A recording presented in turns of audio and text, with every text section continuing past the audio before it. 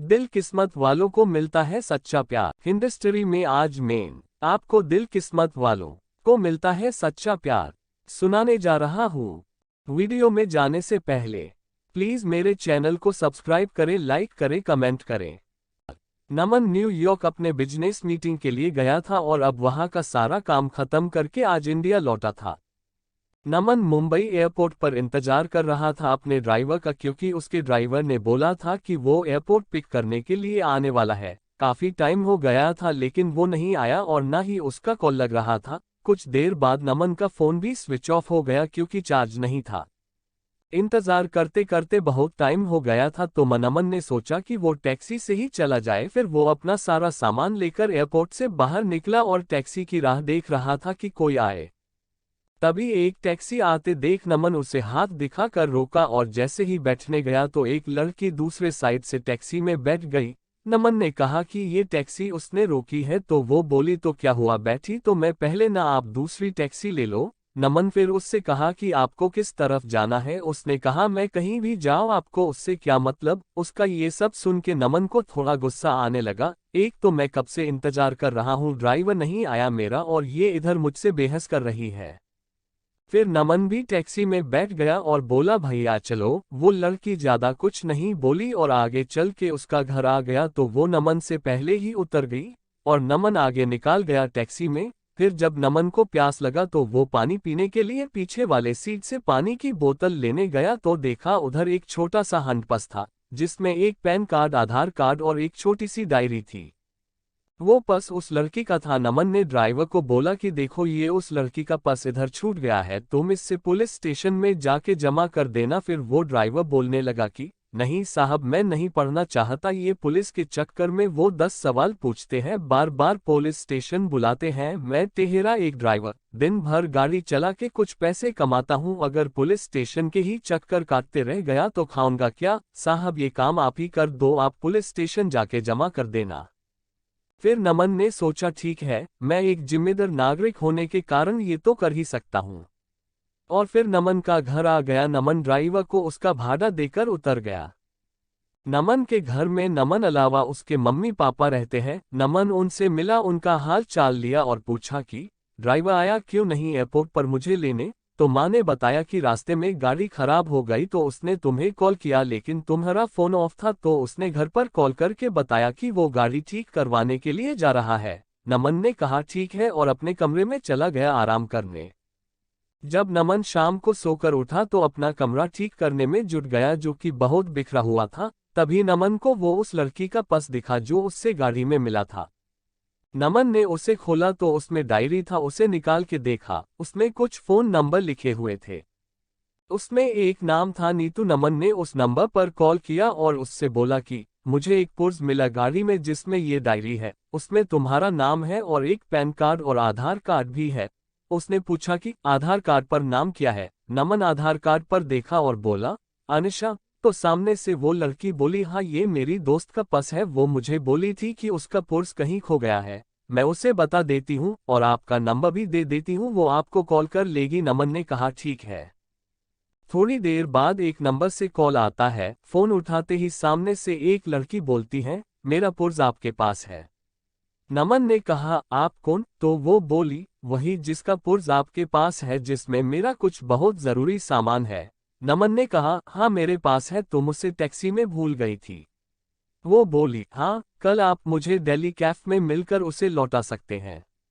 मैंने कहा हाँ। वो थैंक यू बोलकर कॉल रख दी। अगले दिन नमन कैफे गया उसका पर्स लौटाने के लिए। नमन सही टाइम पर पहुंचा था लेकिन अनिशा लेट थी। नमन रुका था उसके लिए।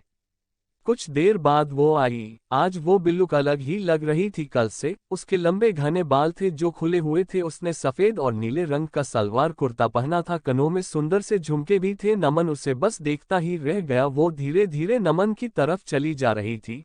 नमन का ध्यान ही नहीं था, वो बस उसे देखे जा रहा था। फिर वो बोली हेलो, ध्यान कहाँ है आपका, मैं कुछ पूछ रही हूँ। तो नमन जल्दी से उठ गया और बोला हाँ आओ, मैं तुम्हारा ही वेट कर रहा था। वो बोली हाँ सॉरी मुझे थोड़ा लेट हो गया। नमन बोला कोई नहीं ठीक है। फिर नमन ने कहा कॉफी। वो बोली सॉरी अभी नहीं, मैं थोड़ी जल्दी में हूँ, आप मेरा पर्स दे दो, मुझे जाना है। नमन ने कहा, हाँ दे दूंगा, थोड़ा बैठ के कुछ बात तो कर ही सकते हैं। वो बोली, जरूर, लेकिन आज नहीं, फिर कभी। मैंने कहा, ठीक है, लेकिन याद रखना अपनी बात, अगली बार साथ में बैठ के कॉफी पीना पड़ेगा, फिर मत कहना आज भी जल्दी में हूँ। वो बोली, हाँ ठीक है, अब मेरा पर्स दे दो। नमन ने उसका पर्स दे दिया और बोला, मैं तुम्हें कॉल कर सकता हूँ ना अगली बार मिलने के लिए।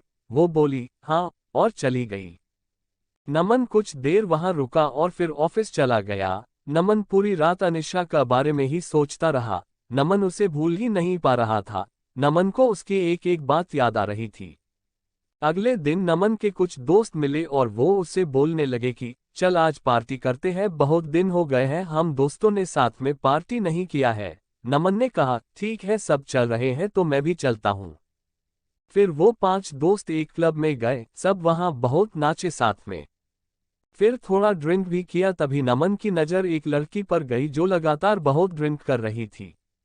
नमन ने ध्यान से देखा तो वो और कोई नहीं, अनिशा थी। आज वो बहुत ही अलग लग रही थी। कहाँ उस दिन जब वो नमन से मिली थी तो सलवार कुर्ते में आई थी और आज वो शॉर्ट स्कर्ट और टॉप में है और ड्रिंक कर रही है। नमन तो बिल्कुल ही चौंक गया उसे देखकर। नमन उसके पास जा ही रहा था उससे बात करने के लिए कि तब तक उसके दोस्त उसका हाथ पकड़ाकर डांस करने के लिए लेकर गए। नमन की नज़र अनिशा पर ही थी, लेकिन थोड़ी ही देर में वो वहां से कहीं चली गई। फिर नमन ने उसे क्लब में इधर उधर ढूंढा, लेकिन वो नहीं मिली।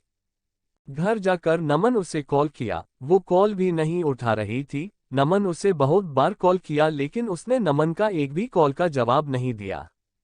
अगले दिन फिर नमन उसी टाइम पर क्लब गया ताकि अगर वो आज आई तो वो उधर ही उससे पूछ लेगा। नमन अंदर जाकर वेट कर रहा था, लेकिन वो नहीं आई आज। फिर नमन ने उसे कॉल किया, इस बार उसने कॉल उठाया। कॉल उठाते ही नमन उससे पूछा, कहाँ हो तुम? वो बोली, क्यों, क्या हुआ? मैंने उससे बोला कि कल मैंने तुम्हें क्लब में देखा था, तुम हद से ज्यादा ड्रिंक कर रही थी। क्या हुआ है? तुम्हें कोई किसी बात का टेंशन है क्या? वो बोली, नहीं, और कॉल कट कर दी। नमन फिर उसे कॉल लगाया तो उसने कॉल नहीं उठाया। इस बार नमन वहां से घर चला गया। घर आकर उसने अनिशा को मैसेज किया कि अगर तुम्हें कोई किसी बात का टेंशन है तो मुझे बता सकती हो। उसका कोई रिप्लाई नहीं आया। 2-3 दिन हो चुके थे, अभी तक अनिशा ने कुछ नहीं कहा था।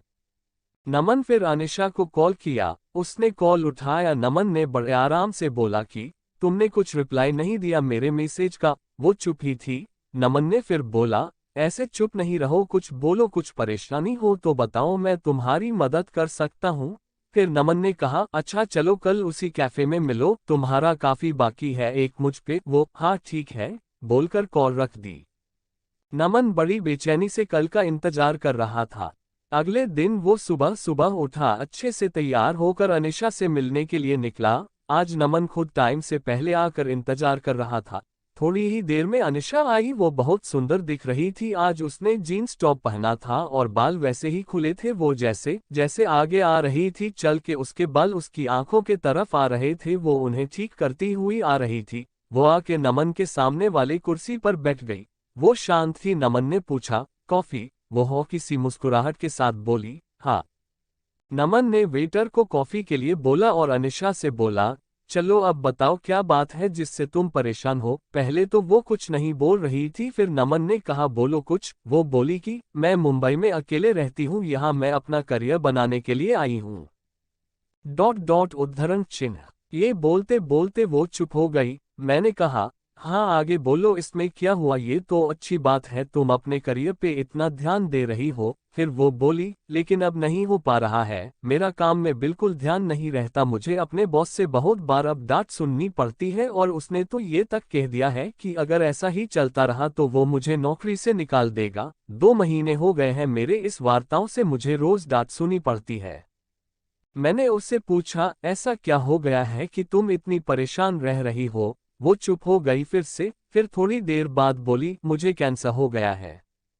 ये सुनकर नमन घबरा गया। आगे वो बोलती रही, 2 महीने पहले मैंने चेकअप करवाया था तो डॉक्टर्स ने बोला कि मुझे कैंसर हो गया है, अभी 2nd स्टेज पर है। ये सुनकर मैं तब से परेशान रहती हूँ कि कैसे मैं सब करूँगी। मेरा इस दुनिया में कोई नहीं है, बचपन से ही मैं अनाथ हूँ, बस कुछ ऑफिस के दोस्त हैं। मैं ये बात अपने ऑफिस में भी नहीं बता सकती कि अगर बॉस को पता चला तो वो मुझे कहीं नौकरी से निकाल ना दे। 3 महीने पहले ही मेरा प्रमोशन हुआ है, मुझे हेड ऑफ द डिपार्टमेंट बनाया है, और ये सब हो गया, मैं अब क्या करूं, कुछ समझ नहीं आ रहा है। ये सब सुनकर नमन ने धीरे से उसका हाथ अपने हाथ में लिया और बोला, तुम अकेले नहीं हो, मैं तुम्हारे साथ हूं।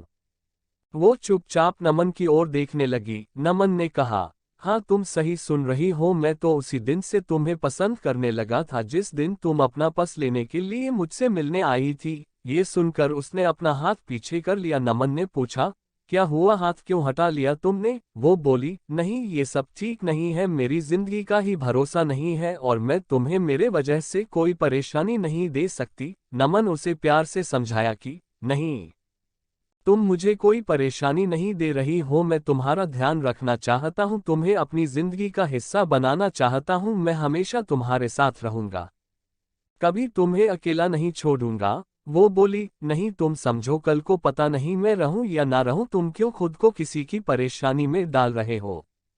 नमन उसे बहुत समझाया लेकिन वो नहीं मानी और चली गई। नमन उसके पीछे गया, उसका हाथ पकड़ के रोका और उससे कहा, तुम्हें कभी भी किसी की जरूरत हो तो मैं हमेशा तुम्हारे साथ रहूंगा।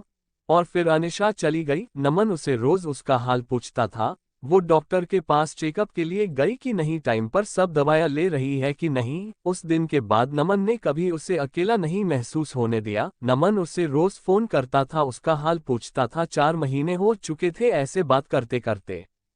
एक दिन शाम को फोन पर बात करते करते अनिशा बेहोश हो गई। नमन उसे पुकारता रहा लेकिन वो कुछ नहीं बोल रही थी। नमन तुरंत उसके घर जाने के लिए निकल गया। उधर पहुंचा तो देखा कि अनिशा के घर पर कोई नहीं था। फिर उसके पड़ोसियों से पूछा तो पता चला वो उसे हॉस्पिटल लेकर गए हैं। मैं तुरंत हॉस्पिटल पहुंचा, इंक्वायरी डेस्क पर उसके बारे में पता किया और उसके रूम की तरफ गया। वह 2-3 लोग खड़े थे जो अनिशा को हॉस्पिटल लेकर आए थे। नमन उनसे पूछा कि क्या हुआ अनिशा को, तो वो बोले कि अनिशा अपने घर में बेहोश होकर गिर गई थी। वो तो उसके घर का दरवाजा थोड़ा खुला था तो एक बच्चे को बॉल खेलते खेलते उसके घर में चला गई, तो हमने जाकर देखा ये बेहोश पड़ी थी। अनिशा अकेले रहती है यह, तो हम उससे हॉस्पिटल लेकर आए।